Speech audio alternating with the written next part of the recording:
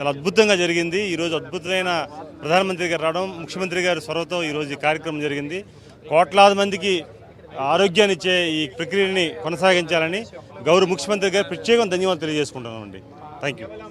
విశాఖపట్నమే కాదు మొత్తం ఆంధ్ర ప్రాంతంలో 1,20,000 ప్రాంతాల్లో చేయడం, సుమారు 2 కోట్ల మంది పైగా యోగాలో పాల్గొనడం. మాట్లాడాలి కంపల్సరీ ఆప్షన్ లేదు.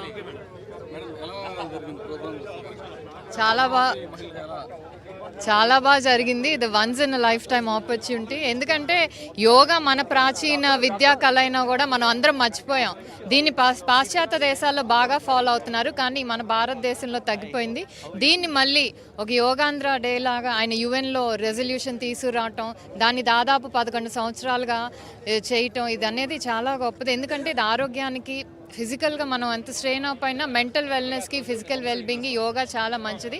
తప్పకుండా దీన్ని మళ్ళీ మన భారతదేశంలో అందరూ, ఇది మన విద్య, దీన్ని బతికించుకోవాలి, దీన్ని తరతర ఫాలో అయ్యి ఆరోగ్యాన్ని కాపాడుకుందాం. Thank you. చాలా బాగుందండి. ఎక్స్పెక్ట్ చేయలేదు అసలు. పొద్దున 2:30-3 నుంచే చాలా మంది రోడ్ల మీద అప్పటికే నైట్ వచ్చే ఉండిపోయారు. అండ్ ఇంత చాలా దాదాపు లక్షల్లో ఇది ఒక మన సొంత ఈవెంట్గా అందరూ వచ్చి జాయిన్ అవటం చాలా బాగుంది.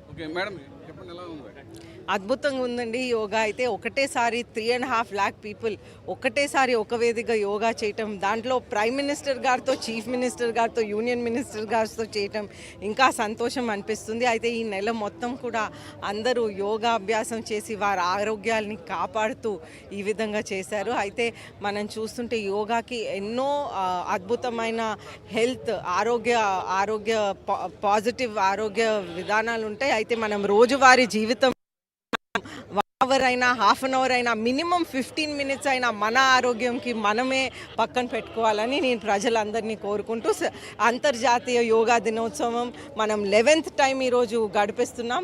అందరికీ అంతర్జాతీయ యోగా దినోత్సవం శుభాకాంక్షలు తెలుపుతూ ఫస్ట్ టైం